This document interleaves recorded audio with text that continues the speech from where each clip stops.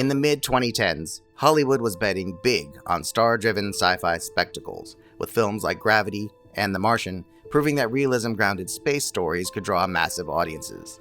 What they hadn't done is apply that formula to a higher concept science fiction tale. That was the next logical step, which could have been a springboard to start a new space sci-fi gold rush. In 2016, Sony Pictures was the first studio to attempt an entry, and they had all the right ingredients. A brilliant sci-fi concept, a lavish and eye-popping production, and two of the biggest stars in the world as their movie's leads. It blew up in their face. I'm Josh Tyler for Giant Freakin' Robot, and this is why Passengers failed.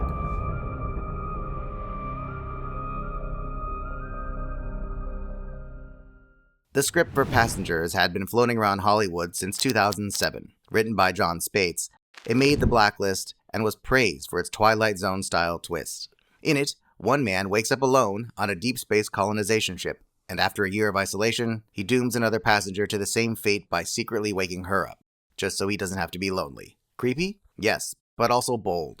For nearly a decade, the project languished in development hell, with Keanu Reeves and Reese Witherspoon attached at one point before dropping out. Eventually, Sony greenlit it with The Imitation Game's Morton Tildum directing, and two of Hollywood's most bankable stars leading the charge. They didn't shy away from the movie's challenging premise, but they did try to soften it. And that's where the trouble began. Chris Pratt plays Jim Preston, a mechanic who wakes up 90 years too early on the spaceship Avalon. He's the only one awake, and there's nothing he can do about it. He's alone. After a year of space madness brought on by extreme isolation, he stumbles across the sleeping pod of Aurora Lane, played by Jennifer Lawrence. Aurora is smart and beautiful. She's his dream girl. He visits her pod regularly to try and find comfort. He watches her sleep, knowing the end to his hellish loneliness is right there in front of him and can be ended with the press of a button. He contemplates suicide, and he resists the temptation to wake her for months. Don't even think about it. No more Aurora talk. I'm over it. Until one day he snaps, and he decides to wake her up. Doesn't tell her it was him. Lets her think it was a malfunction just like his. Are you saying nobody's awake? Just me. Just you? It's just us. So now Aurora's stuck on a massive, empty ship with no one to spend time with, except the guy who ruined her life. Only she has no idea what he's done. They fall in love, of course, because what else are you going to do on a ship with no other conscious humans? Until she finds out the truth. Yes, I woke you up.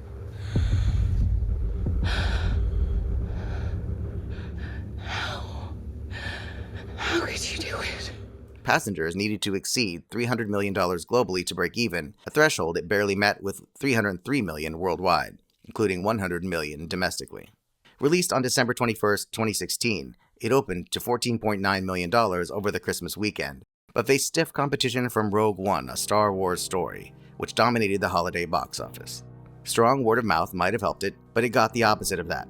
The script plays out like a tragic love story, but it was easy to spin that story as a psychological hostage drama with a $150 million budget. Critics didn't just dislike the movie, they pretended to be horrified by it. I mean, it's preposterous nonsense. It makes no sense whatsoever.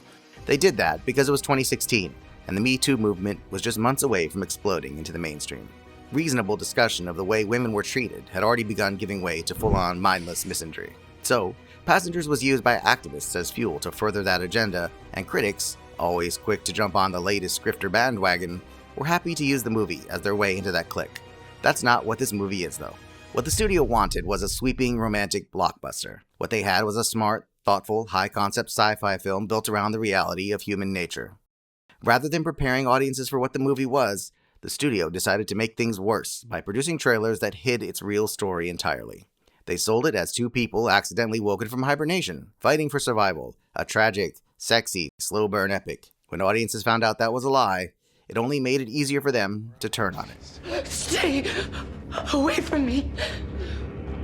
The backlash does not represent the movie's true nature. Passengers is mature and thoughtful, a story that fully explores its complex premise by realistically examining the way a person, any person, might behave under a specific kind of pressure. It's a script written around the idea of human incentives, and it had nothing to do with the aims of the Me Too movement. Tildum was drawn to the project's exploration of isolation and human connection, and he emphasized in his interviews the balancing act required to portray Jim's desperation without excusing it.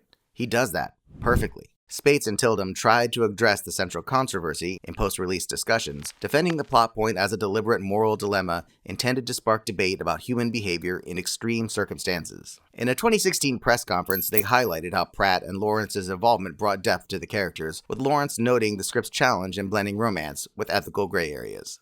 No one listened. Instead, both audiences and the press reacted with childish pearl clutching. So, a story about a tragic act of desperation and forgiveness became an avatar for all the rising misandrist backlash against men. Ironically, the film might have avoided some of that backlash if it hadn't been given a rewrite. A rewrite made to give Jim and Aurora a happy ending. In the first draft of the script, Jim dies saving the ship, and he dies before Aurora forgives him. In the final film, Jim survives and they build a life together. Jim's death would have turned the movie into a tragedy. I'm sorry. The patient is dead. That might have fit better with the morals of the time.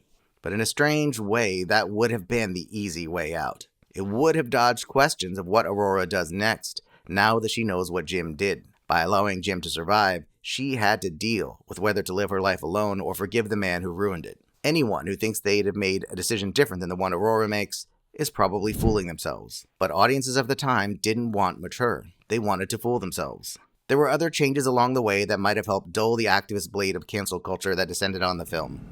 Do you think if we were on Earth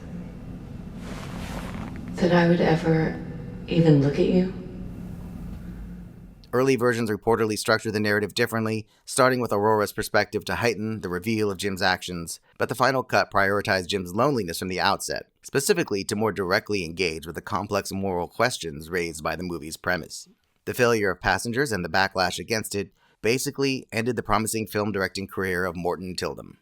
Undeterred, he's found a way to keep making science fiction with morally challenging, thought-provoking ideas behind it. These days, he's a TV director, working on the excellent Apple TV series Silo. It also marked the beginning of Jennifer Lawrence's decline into obscurity. Despite an incredible performance, she seemed to take the brunt of the backlash. She's continued working since, but hasn't landed anything as big. Her last lead was in the comedy No Hard Feelings. Mind if I touch your wiener? What? Which also landed her in hot water with the same group of pearl clutchers who trashed her for making Passengers. Passengers never deserved the hate. It's a bold, smart script that uses jaw-dropping special effects and gorgeous production design to create one of the best science fiction movies of the modern era. As the activist extremism that destroyed it cools off, maybe now was the time to step back and reevaluate Passengers. And that ship? Wow, what a ship. Still think Passengers is offensive? Wish they'd killed Chris Pratt's character off in the end? Argue about it in the comments. And if you like this video and want the humans here at Giant Freakin' Robot to continue creating more content for other humans, subscribe to the channel and do all that YouTube stuff to spread the word about this video. Until next time, I'm Josh, and this has been Giant Freakin' Robot.